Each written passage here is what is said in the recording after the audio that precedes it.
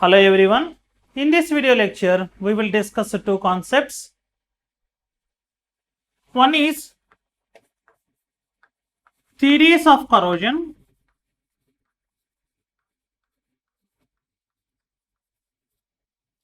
and the second one is factors affecting corrosion. Let us start our today's class with theories of corrosion. I want to recall the concept percentage composition of atmospheric gases. In the previous lecture, we discussed that suppose if it is the 100% circle, then 78% of atmospheric gases by volume are occupied by nitrogen gas, 21% was occupied by oxygen gas, there is remaining 1%. In this 1%, you will come across water vapors, carbon dioxide gas, argon gas, and etc. remaining gases will be present differently at different areas. Okay, here I want to emphasize one point that oxygen is present as O2 and at the same time oxygen may also be present in H2O formation. However, there is carbon dioxide formation is also there, but it was not given on our syllabus to discuss. So, I want to concentrate on these two things. Here if you see this oxygen, you already know that oxygen contains double bond. Double bond means it is having one sigma bond and there is another pi bond. You already knew that pi bond is a weak bond. So, oxygen always wants to convert its pi bond into sigma bond. For that purpose only, it always wants to participate in chemical reactions to gain stability. Whereas if you take this water, in this water oxygen already present in sigma bond and it is very stable. So, there are two types of corrosions possible. One is dry corrosion and another one is wet corrosion. Dry corrosion means the direct chemical attack of oxygen upon metal surface. Wet corrosion means this water behaves as an electrolyte for the formation of corrosion products. Let us discuss clearly. That means this theories of corrosion basically divided into two parts. One is dry corrosion and another one is wet corrosion. This dry corrosion is also called as chemical corrosion, whereas this wet corrosion is also called as electrochemical corrosion. Let us discuss the divisions in dry corrosion. Let us now discuss what is meant by dry corrosion. Dry corrosion means there is a simple definition: absence of moisture. That means a metal undergoes corrosion in absence of moisture, then that is called as dry corrosion. This dry corrosion is divided into three parts. One is corrosion by oxygen. Why did I write like this? In the atmosphere, 21% was occupied by oxygen, so we have to learn it separately. That means corrosion by oxygen, corrosion by other gases. There are other gases also present in atmosphere, H2S gas, chlorine gas, etc. Those gases also give different type of corrosions. So, we have to learn those things in another heading like corrosion by other gases. Finally, we have to learn liquid corrosion. Generally, by seeing the name liquid corrosion, we come to one confusion. That means we are learning something under the heading of dry corrosion, but we wrote liquid corrosion. So, I will show you a simple example.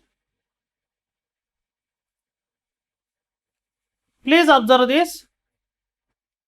What it is? Yes, candle. If I give this candle to you and I want it to be melted, then what will you do? You will just heat it.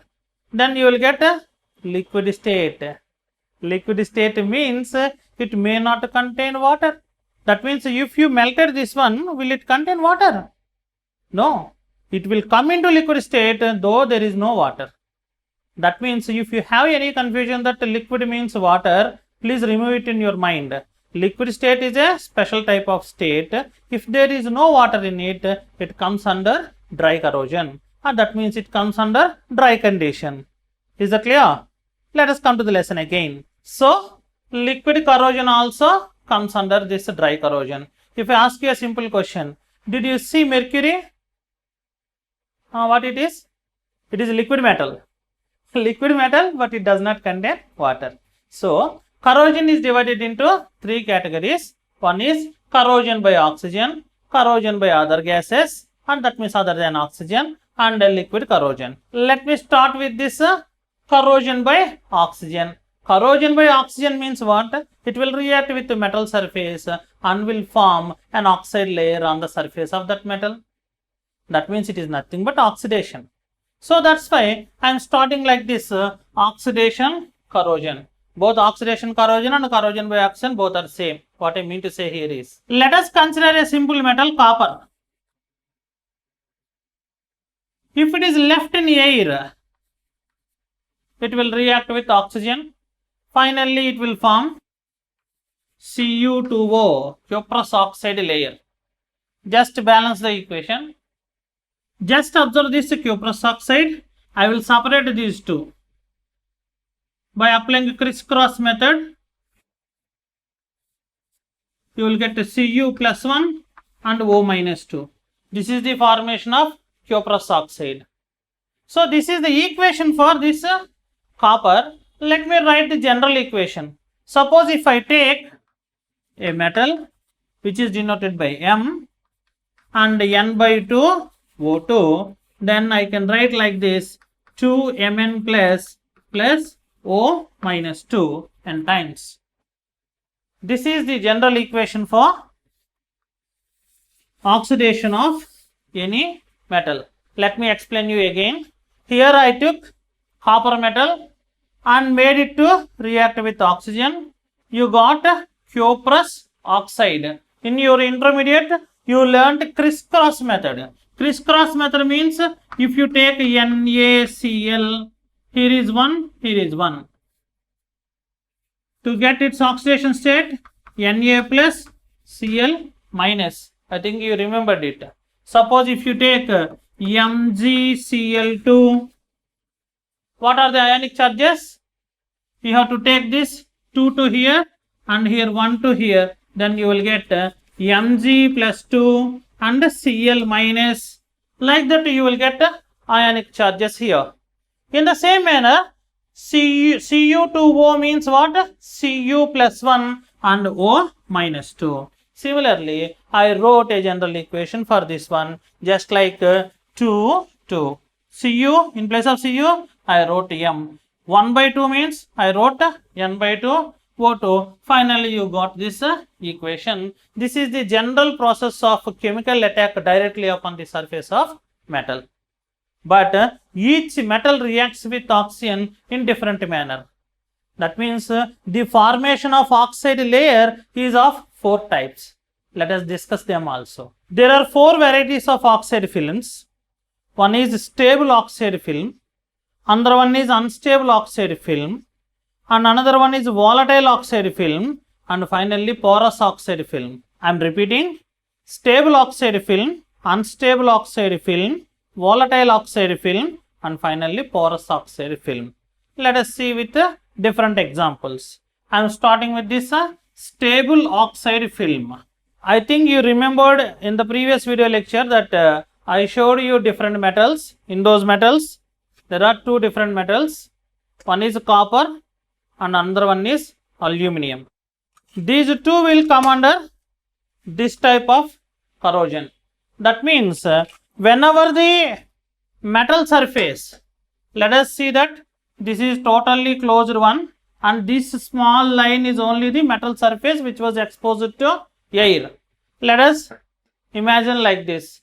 This is the metal surface exposed to air. Suppose if you take copper, aluminum, lead, chromium, these type of metals undergo stable oxide film formation corrosion. That means whenever these react with oxygen, a layer will be formed upon the surface of that metal.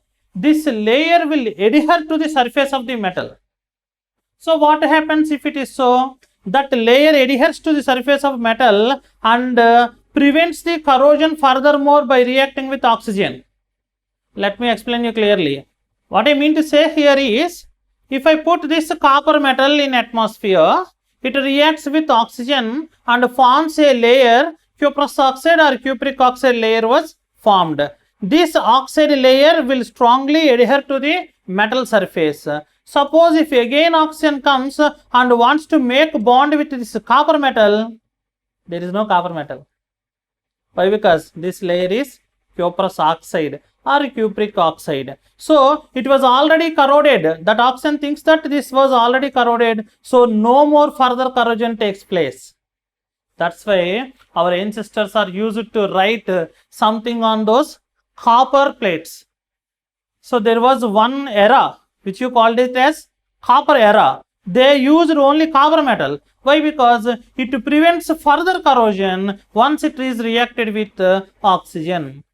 So in such a manner, an oxide layer will be formed upon the surface of this copper, aluminum, chromium, tungsten, lead materials, and that oxide layer will adhere to this surface and no more further corrosion takes place. So it is a good corrosion. That means it only damaged the upper surface and left safe the remaining metal. Is that clear? Then next come to this one, unstable oxide film formation. Here this metal itself is stable in its metallic state. Whenever you give oxygen, it tries to form the metallic oxide, but this metallic oxide is very unstable. Again it comes back to its original state as pure metal. There are only two metals in the Earth's crust we will observe in metallic state. I think you already remember that one. We discussed that as gold and platinum. What I mean to say here is,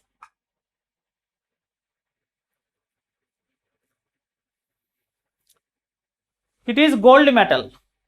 Okay, let us think that it is a pure gold.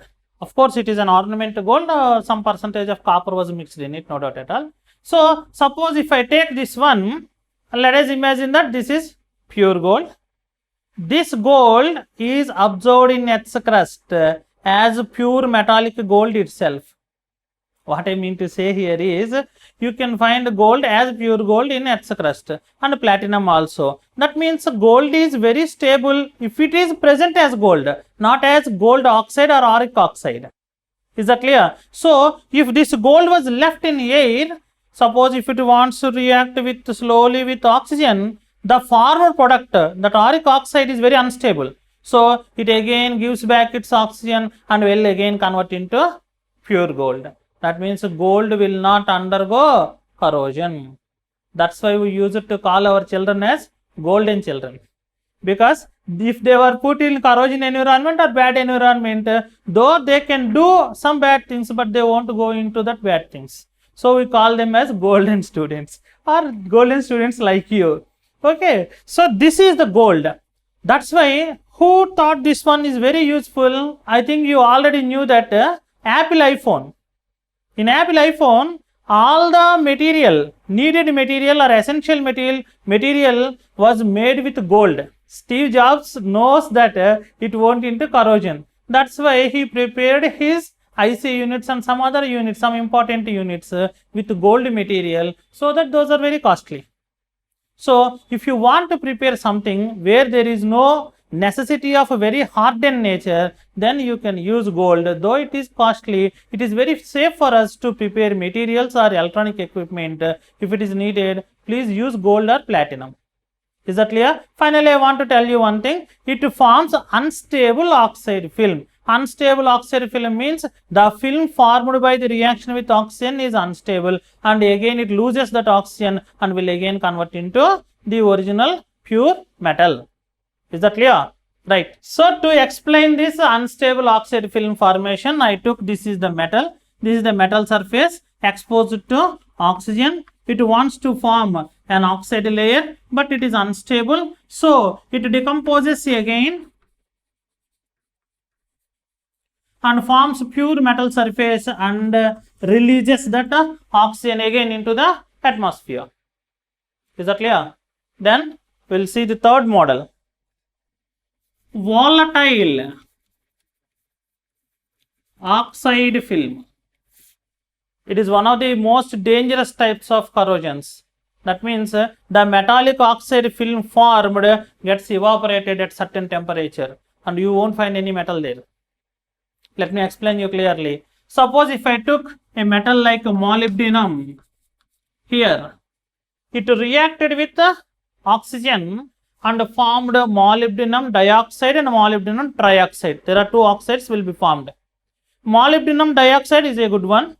Molybdenum trioxide has volatile nature. Suppose if it is the total metal, then after corrosion what happens? This metal gets evaporated due to the formation of this oxide and its size will be decreased.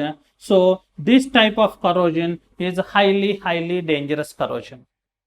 Why I am saying molybdenum? Molybdenum is a good metal.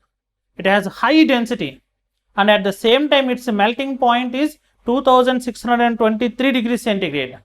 Up to that temperature, metal itself will not go into evaporated state.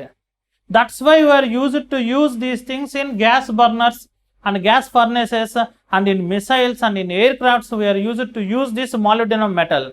But if this molybdenum comes into contact with oxygen and if the temperature around it is increased to 700 degrees centigrade, automatically it will form molybdenum dioxide. Upon that molybdenum trioxide, that molybdenum trioxide will be evaporated. Then how will you use that one at higher temperatures? That means to use it, you have to know some chemistry. That means it will be mixed with some amount of nickel and you will form an alloy. That means molybdenum and a nickel alloy, and that will not be evaporated. But pure metal of molybdenum will be evaporated. How did you know that you have to add nickel? Because we knew that it will undergo corrosion at that temperature. So having knowledge on corrosion will guide you to prepare the material in a proper way. Is that clear? Then let us come to the fourth one. This fourth one is regular. We regularly see this type of corrosion called as porous corrosion. That means porous oxide layer, this corrosion. In porous oxide layer, what happens here is, you will take a metal like this, its metallic surface is exposed to air. Whenever it comes into contact with oxygen, you will find a porous natured metallic oxide. That means it is having some holes. The oxide layer is having some holes and some pits. So from those holes, oxygen further enters to the metal and finally it corrodes the total material. This type of corrosion, I think I already understood this one. This type of corrosion happens in iron material. Suppose if you take an iron material like this, please observe the surface of this rusted iron. It has porous nature. It contains small holes. Oxygen further enters from those holes and will enter the interior of the material and totally corrodes the metal. So this type of a porous corrosion is also somehow dangerous. Not only in iron, it happens in sodium and other alkali metals also. But in our regular practice, we use iron. That's why I am showing the example of this iron. Is that clear? So formation of oxide layers may happen in four varieties. Stable oxide film, just like in case of copper and aluminum. Unstable oxide film, just like in case of gold. And volatile oxide film, just like in case of molybdenum. And finally porous oxide film formation, just like in case of iron. Come, let us now discuss what is meant by corrosion by other gases.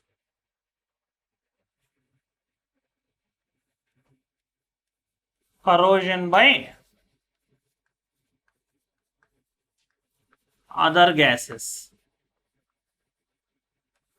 That means other than oxygen.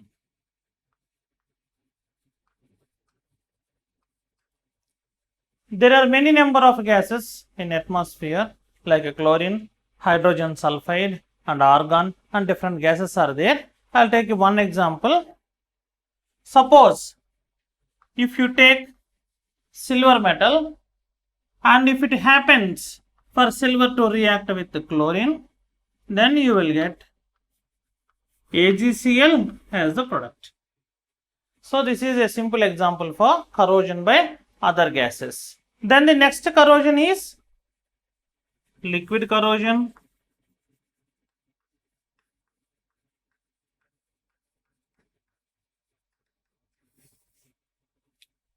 Suppose if we consider mercury is a liquid metal. Suppose if mercury comes into contact with some metals like gold, copper, brass and some other metals are also there. Whenever it comes into contact with those metals, it will dissolve that metal. So automatically we lose metals. We know that people who are working in medical field generally don't wear golden ornaments. Why? Because if accidentally, if their ornaments come into contact with the mercury, automatically they will lose their ornaments. So liquid corrosion is a different type of corrosion. It contains many number of factors and so much of chemistry which is beyond the scope of this video lecture. So let us move to wet corrosion. Now let us discuss what is wet corrosion. Wet corrosion is also called as electrochemical corrosion.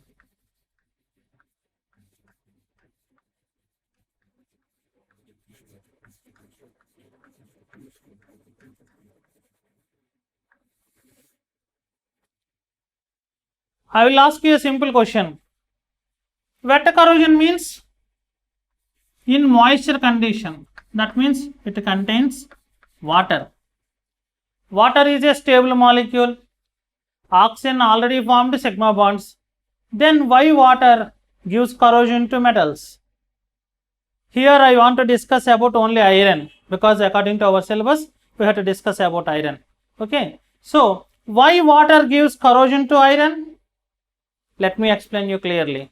Suppose, imagine that you suspended an iron metal in the water. So this is iron.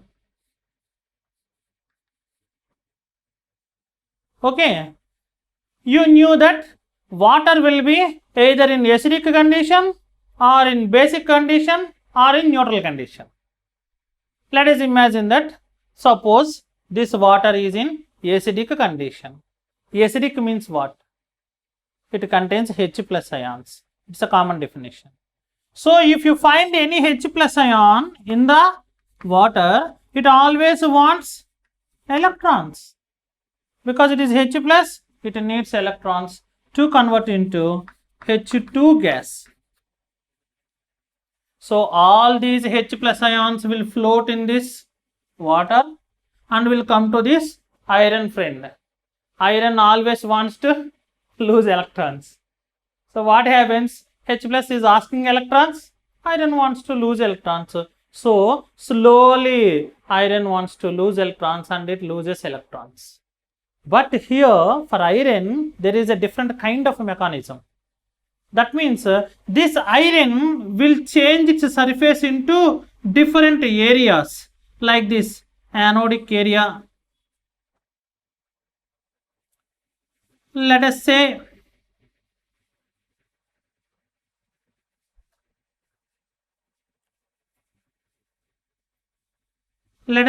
cathodic area. This is anodic area and this is cathodic area. Again, anodic area and cathodic area. Anodic area and cathodic area. Let me write like this. This with A refers to anodic area, C refers to cathodic area. A, C. What are these areas? Why I am writing like this? That means if you take iron metal, if it is placed in water, this iron material will divide its surface into different categories. it divides this surface as this area as anode and this area as cathode, and again up to some distance again anode, anode, cathode, anode, cathode. Like that, it will separate its surface. I showed you in a macro level, but actually it happens in very micro level. Okay, this is anode and this is cathode. Anode means what? Anode means what? Anode means loss of electrons. Cathode means it is the place at which gain of electrons takes place. There is one simple definition in your school days. LEOGER, Leoger. What it refers to? Loss of electrons is oxidation, gain of electrons is reduction. Loss of electrons is oxidation, gain of electrons is reduction. Anode is the place at which loss of electrons takes place. That means anode is the place at which oxidation takes place. Loss of electrons is called oxidation.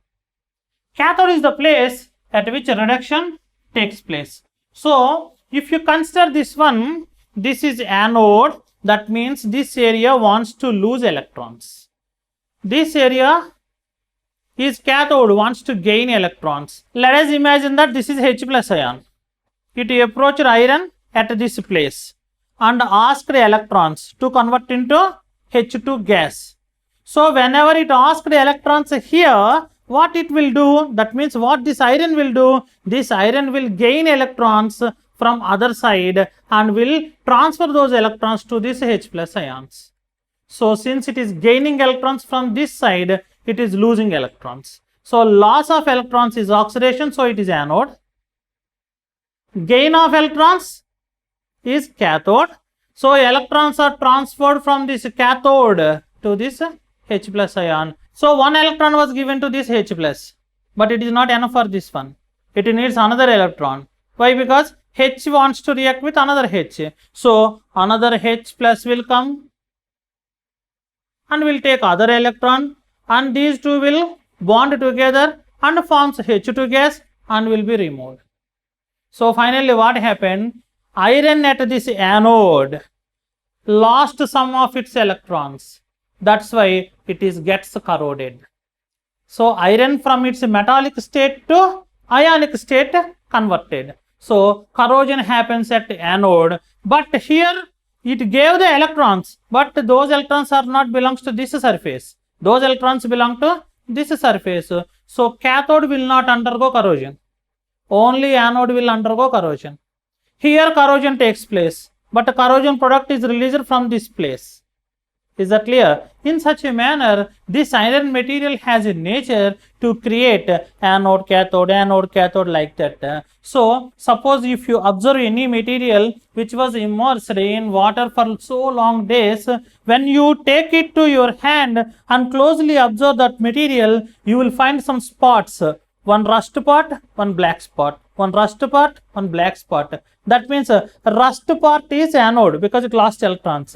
That black spot is cathode. Like that, the iron material will undergo corrosion when it is in water. Is that clear? Suppose we thought that this water is in acidic condition. So, let us think another manner. That means the water is in basic condition. Basic condition means what? In that water, it contains OH minus ions. Okay, there also there is a problem. Suppose if you take this iron rod, now what happens? OH minus ions will come here. Whenever OH minus ions will come here, let us imagine that this is OH minus ion.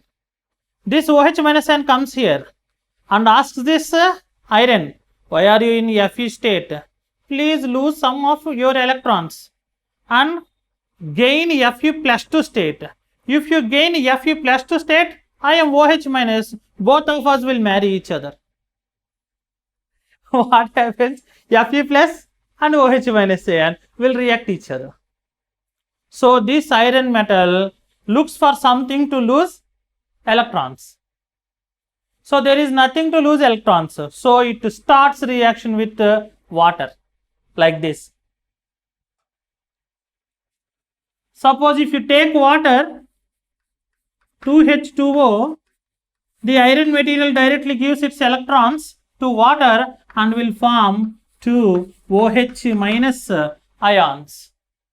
These 2 OH minus ions again comes to that iron surface and again wants to take those other electrons, and finally totally what is the product you will get? FeOH thrice. So even in basic condition also corrosion happens. Really water doesn't want to make any corrosion product with the iron metal surface, but the nature of that water, either acidic or basic, is the reason for that water to participate in a chemical reaction with iron. Is that clear? Then we will come to one conclusion that, sir, if water is neutral, there will not be any problem. No, there will be a problem. Suppose if you take water in a neutral condition, what did you know in your previous classes? Water contains dissolved oxygen. Either in acidic condition, basic condition also, it contains dissolved oxygen. However, in neutral condition, water contains dissolved oxygen. Because of that only, fish are living in water. They will take that oxygen. Oxygen slowly makes friendship with water and it takes away those 2 electrons from iron. So in a neutral condition, half O2 plus H2O plus 2 electrons gives rise to 2 OH minus ion. Is that clear? Okay, you please add here H2. So finally what I want to conclude here is, whether the water is in neutral condition or acidic condition or in basic condition, whatever may be the condition, it will corrode iron material. Of course, there are some other metals also which are very resistant to water, but it was not given in our syllabus, so that's why I am not speaking about them. Is that clear? So we have corrosion 2 types, dry corrosion and wet corrosion. Dry corrosion means absence of moisture. Wet corrosion means presence of water. Is that clear? Here I want to emphasize on one point that you gave the name electrochemical corrosion. Why did you give that name? Why? Because electrons transferred from one area, anodic area, to other area, cathodic area, due to a chemical reaction. H plus is converted into H2, like that there was some chemical reactions. So electrochemical corrosion. That's why wet corrosion is also called as electrochemical corrosion. Is that clear? Sir, is there in another condition? That means, is there in other condition? Not exposure to the air and not exposure to water. Is there any other type of corrosion? Yes, there is other type of corrosion. I will show you a small example. Please observe. Let me show you a vessel. Yes, this vessel is made with brass metal. So I am pouring some water inside it.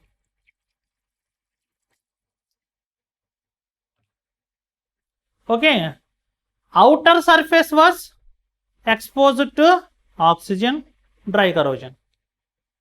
Inner surface was exposed to water, wet corrosion. But what happens, a metal present between these 2 layers? What I mean to say here is, it is thick, no? Outer surface is exposed to oxygen. Inner surface is exposed to water. There are some layers present in between these 2 in this thick material. There also corrosion happens. So really there are many types of corrosions. Dry corrosion, wet corrosion, there is other type of corrosion also. That corrosion is also named as electrochemical corrosion. Why? Because there also electrochemical reactions will take place. So, electrochemical corrosion defines both wet corrosion and other type of corrosions also. Now, I wish to explain what are those types of corrosions. Those were also given in your syllabus. Please continue watching the video. Okay. Yes, here electrochemical corrosion. This electrochemical corrosion was divided into three parts. One is differential aeration corrosion, which is having different examples like pitting corrosion and drop corrosion and waterline corrosion, and stress corrosion, and finally bimetallic corrosion. This differential aeration corrosion is also called as concentration cell corrosion. You will be asked such type of question also. So let me explain what is this differential aeration corrosion. I will show you a small example. From that you can understand it very easily. I took this air refreshener bottle. It is made with iron. This is magnet.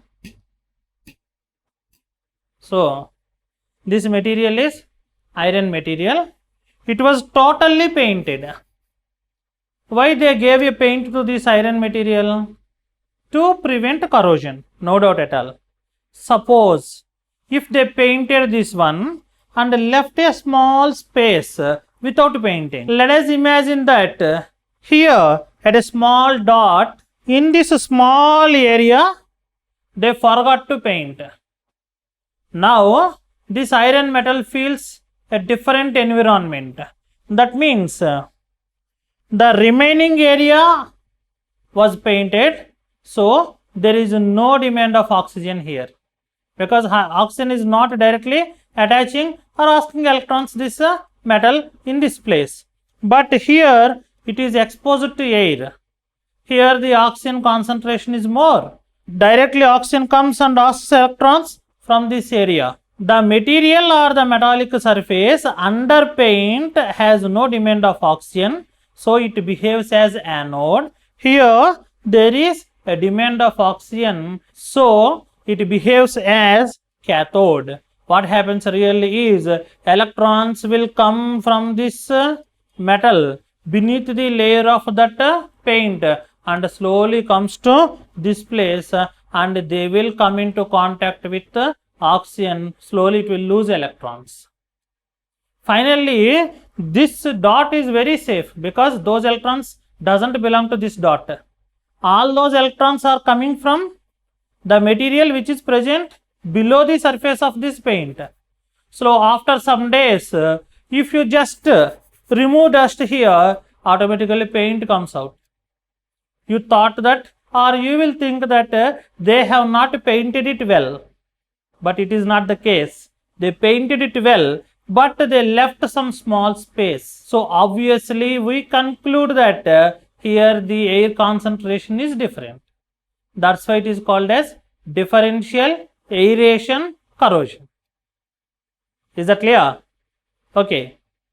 I'll take another example. Generally we fence our agricultural fields with this type of fencing. It is also made with iron.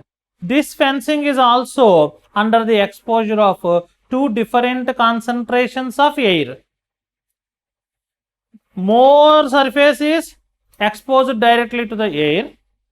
At this junction positions or at this knot positions, it is not exposed to air.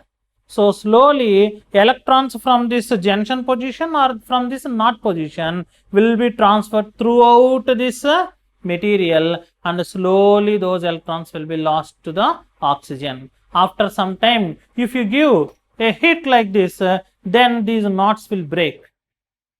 Generally you don't observe any corrosion to this material. Why? Because the total surface is very shining, because electrons are losing from the total surface, but those electrons are not belongs to this metallic surface. Those belong to the material which was jointed here. So all those joints will be broken if you give a small hit. So this type of corrosion is also due to differential aeration corrosion. Is that clear? Corrosion won't stop that iron material. Always this oxygen will come and will take away its electrons. We have to prevent that corrosion. That is our lesson. Is that clear? Now let us come to this pitting corrosion. In pitting corrosion, generally this type of corrosion is observed in iron material. While preparing iron material, it contains small pits, small cavities like this. Okay, what happens here? The air concentration near this pit is very small and the remaining material total was exposed to more air. So slowly this pit will give its electrons to the surface and will form a corrosive product upon the surface of this pit. Slowly the pit will dig into the material by giving its electrons, and finally you will find a small hole in the material. So you can ask me, what happens if there is a small hole? Suppose if it is a pipe like this, if you are flowing toxic gases from this one, suppose if it is went to pitting corrosion, what happens? Slowly that pit will penetrate inside and forms a small hole. Whenever there is a small hole, then this toxic gas will come into atmosphere and all people will die. This was happened in Bhopal. They neglected that pitting corrosion. So because of that pitting corrosion, toxic gases may come outside of the material, and at the same time you will lose the strength of the material also. So we must stop that pitting corrosion by some engineering techniques. I will discuss those techniques also in the later video, in the coming video. Is that clear? So here the pitting corrosion is happened due to differential aeration corrosion. Is that clear? There is another corrosion, drop corrosion. Let me explain you it clearly. This is the back side of our board. So it is an iron sheet.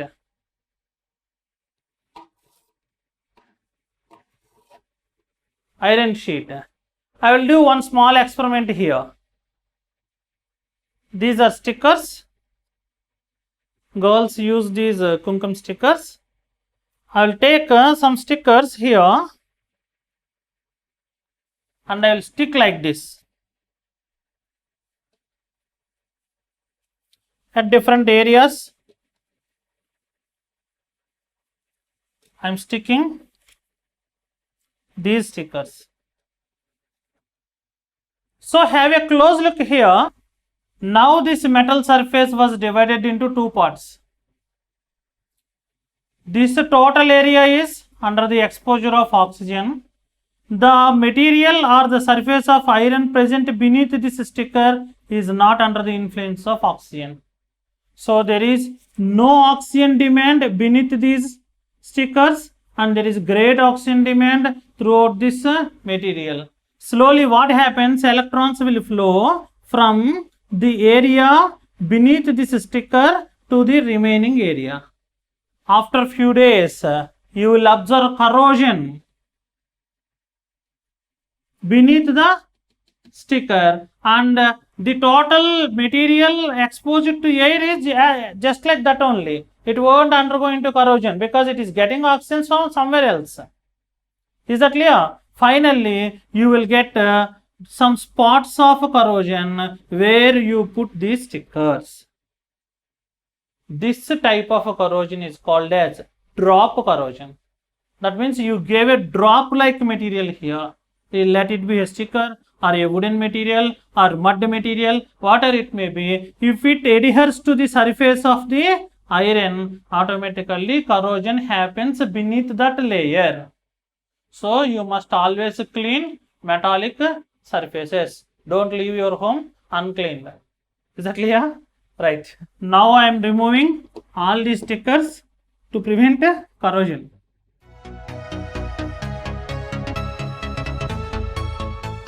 Did you understand? Okay. So we covered this pitting corrosion and drop corrosion and we left with this water line corrosion. Let me explain you with a simple example. Did you remember? I took water in it. Suppose if I place any iron material in that water, so what happens? The metal present in water is not exposed to air oxygen demand. Okay, the metal above that one is exposed to air oxygen demand. So oxygen molecules will come and ask electrons. What it will do? It will transfer electrons from the metal which is present in the water to the upper surface.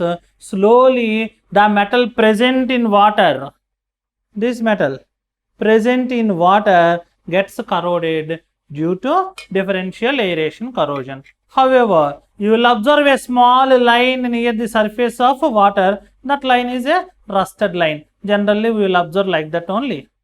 That type of corrosion where there was a mark, watermark was formed and a rust mark was identified as watermark was formed due to the differential aeration corrosion is called as waterline corrosion. Is that clear? Okay, let us come to this stress corrosion. I'll take small iron piece. Please observe this iron material. Suppose if I bend this one like this,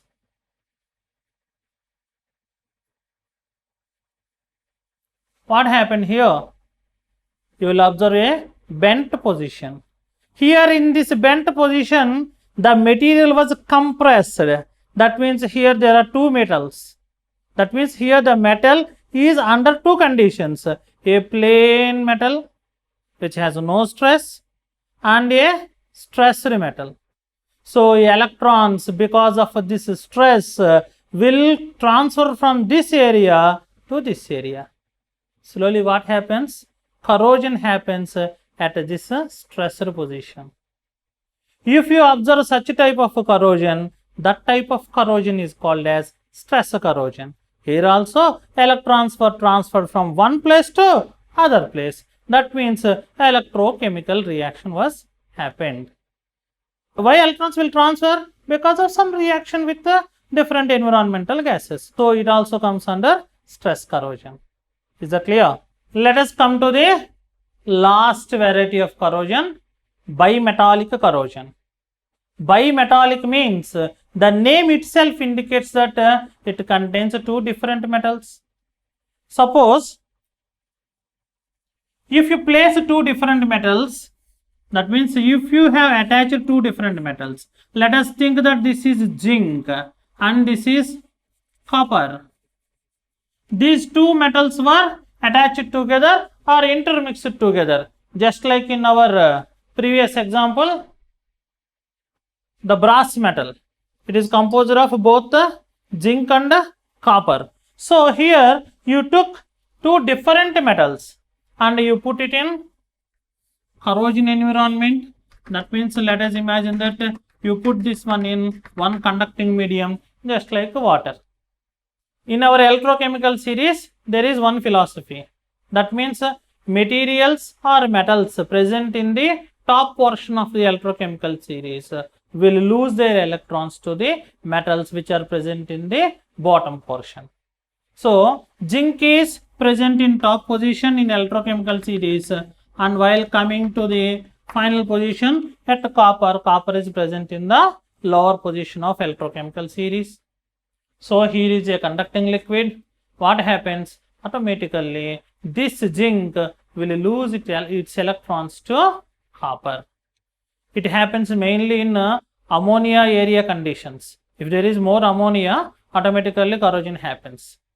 So here we utilized two metals and they corroded, and here also transfer of electrons is possible. So it also comes under electrochemical corrosion. Since there are two metals involved in this corrosion, we call it as bimetallic corrosion.